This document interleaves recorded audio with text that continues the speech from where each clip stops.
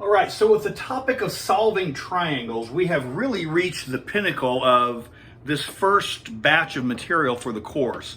One of the fundamental tools trigonometry is used for is to solve triangles.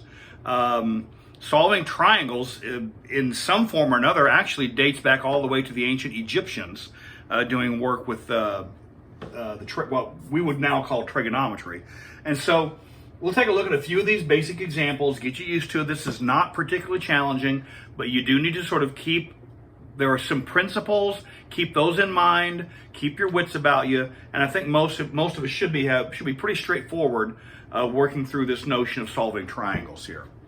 So let's see if I can come up with some examples here. So here, this is given.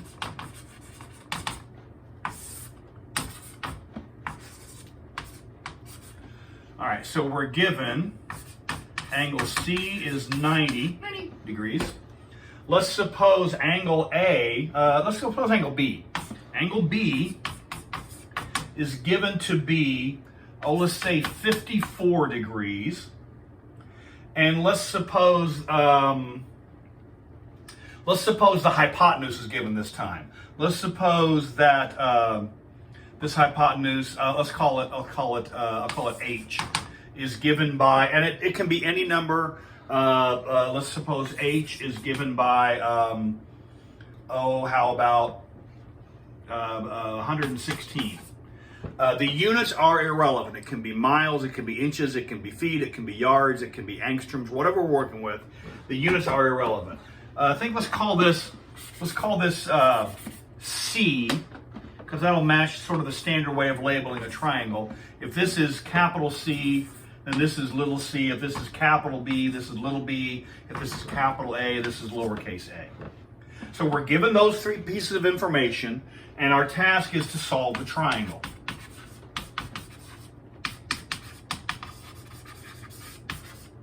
All right? Now, remember, to solve a triangle means to find the measures of all three angles, all three sides. So we have two angles and one side. So what's left is we need to find the other angle. So in this case, that's angle A. And we have one side, so we need to find the other two. So we need to find what A is equal to and B is equal to. And we're not done until we find those three values. Remember, A is going to be in degrees. I'm going to be not concerned about what units are on here. If it's feet, then everything's going to be in feet. If it's miles, everything's going to be in miles. The units, the linear units don't really matter for us. All right, so when we go through to solve the triangle, you can do this usually in several different orders. The sequence usually is not the key notion. Very often there's more than one path to get to the final result. However, there are a couple rules of thumb we need to employ. Number one, if possible, you should always use given information. If you have the choice between using a piece of information that you have found and rounded, and that choice is weighed against using a given piece of information, you should always choose given information if that is possible. Now, one thing I do on exams is the directions will say, be sure you use only methods as discussed in the lessons or discussed in the Zoom chats. So the only methods you're allowed to use are those that are used in the lessons. So what that means is, if you have a choice, if you have the choice between using something that is you've already found before but rounded that answer, or using something that was originally given in the problem, if you choose this version, you are not using the methods discussed in class, you are not following directions, and you have lost your claim. You have forfeited your claim to any credit. If possible, make sure to use given information. If it's not possible, there's nothing for it, that's fine. But if possible, use given information. So let's see how that plays out here. Another rule is usually easier to find the measure of the angles first, because we know in a right triangle, and it must be a right triangle because that's the only kind we can do so far. Later in the semester, we will expand this to say, well, what if this is not a right triangle? Well, if this is not a right triangle, the problem's significantly more involved, and that's later in the semester. We're talking sometime in November, maybe. But for us, you must be given a right angle. Since this is a right triangle, that means these two angles must be complementary. The two acute angles of a right angle add up to 90 degrees. And so we know if angle B is 54 degrees, then we can use that relationship to determine the size of angle A. So I'm going to solve this in this particular order. So let's say angle A. So when you show your work, state what you're doing. State your intentions with my problem. So state what you're finding. I'm finding angle A, like you're proud of it. And so we know that angle A, show your work, we know that angle A is equal to 90 minus the measure of angle B, which is 90 minus, if possible, use given information. That's what we're doing here, using given information, 54. And I believe that means that's 36. Check my arithmetic. I believe that's 36 degrees. So angle A, 36 degrees. So far, so good. All right. Next, what's left? Well, let's find A. It doesn't matter what order really, but pick an order and go with it. So now I'm going to find little a. Now we're given this is 116. Here's the way this works. What you need to know is SOHCAHTOA. SOHCAHTOA doesn't go away. You'll use SOHCAHTOA in the calculus sequence. When you get into calculus, you'll be using SOHCAHTOA. I used it in Calc 2 class this summer. So Calculus 2 is loaded with trigonometry. And so I used SOHCAHTOA this summer. All right? Teaching Calc 2. So here's what we do. From the perspective of the given angle, use the given information if possible. So from the perspective of angle B, you look at two things. Which side is given and which side is desired. Which side is given and which side is desired. We're working on side little a. So we're searching for little a. From the perspective of angle B, we have little a, right? That's the adjacent side. That's what we're desiring. But we've been given side C. That's the hypotenuse. So we have the adjacent side and the hypotenuse. The adjacent side and the hypotenuse. The adjacent is desired, the hypotenuse is given. Right? So from the perspective of angle B, adjacent, hypotenuse. So you choose the function that involves those two pieces of information.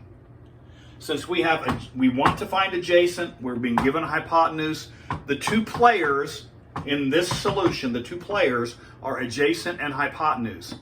You choose the function that has adjacent and hypotenuse, and that's cosine. That's how you know which function to select. You select a function which involves the two players that you're working with. So in this case, we know that cosine is adjacent over hypotenuse. And so the rest of this is write it out. Just say it and write it. Cosine of what? Cosine of angle B. Angle B is given to be 54 degrees. Right? Cosine of 54 degrees. Remember to write degrees.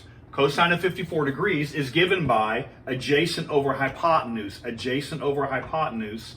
Adjacent over hypotenuse.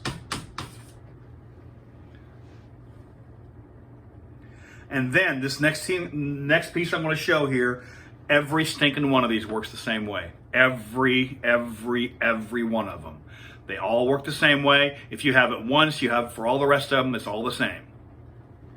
It is this. If you have a fraction equal to a fraction, you cross multiply, set them equal, and solve. If you have a fraction equal to a fraction, you cross multiply, set them equal, and solve. Now you might be saying, but Regis, I don't have a fraction here. Yes, you do. You do have a fraction. This is a fraction equal to a fraction. So you cross multiply, set them equal, and solve. Cross multiply this way. I'm going to get this out of the road so I can have some space. Cross multiply this way, that's A. Cross multiply this way, that's 116 times cosine of 54 degrees. Now, oops, I just threw everything out of whack here. Now we go to the calculator, all right? Now we go to the calculator and I compute 116 times cosine of 54. And what I have is, I have 68.1830.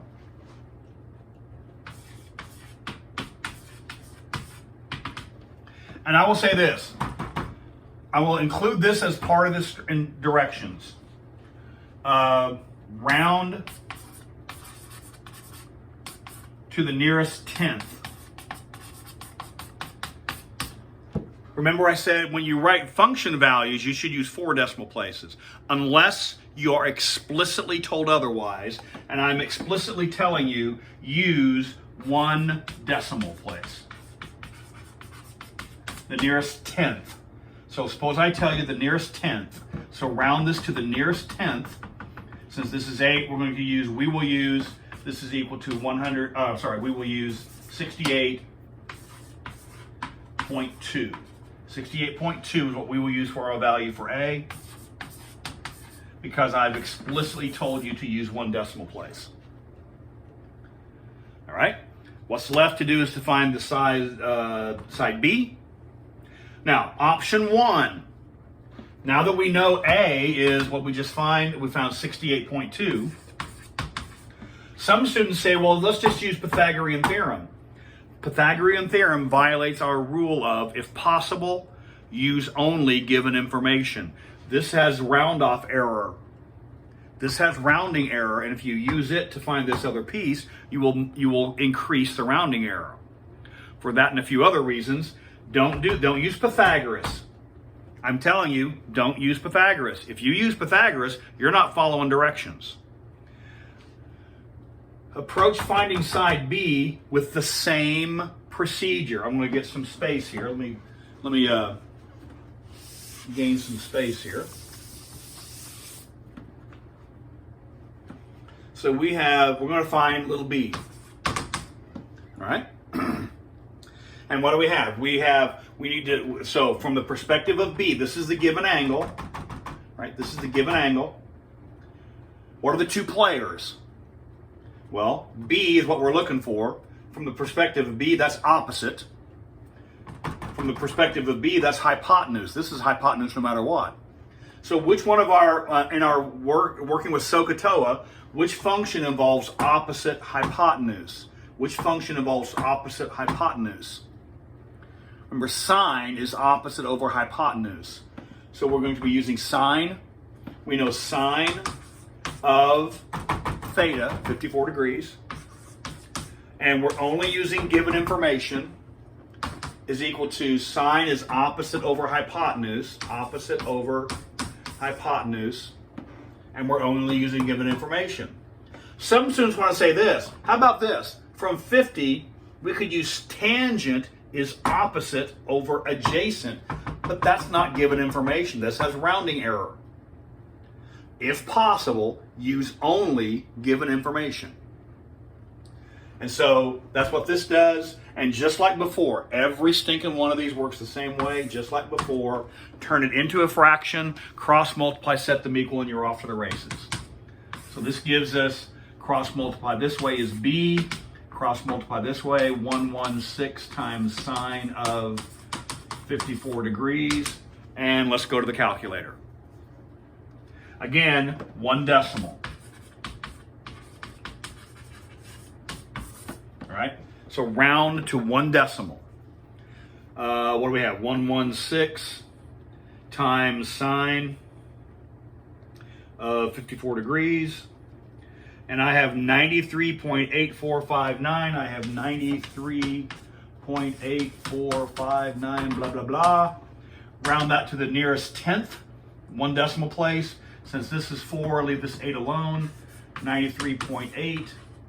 And that's our value for side B, 93.8. And we have solved the triangle. This doesn't take nearly so long if you don't need to explain it while you're doing it. And so that's the procedure. Big rule. If possible, only use given information. And from the perspective of the given angle, choose your function according to what it is you're desiring and what it is you've been given. After that, the rest of this pretty much falls through straightforwardly.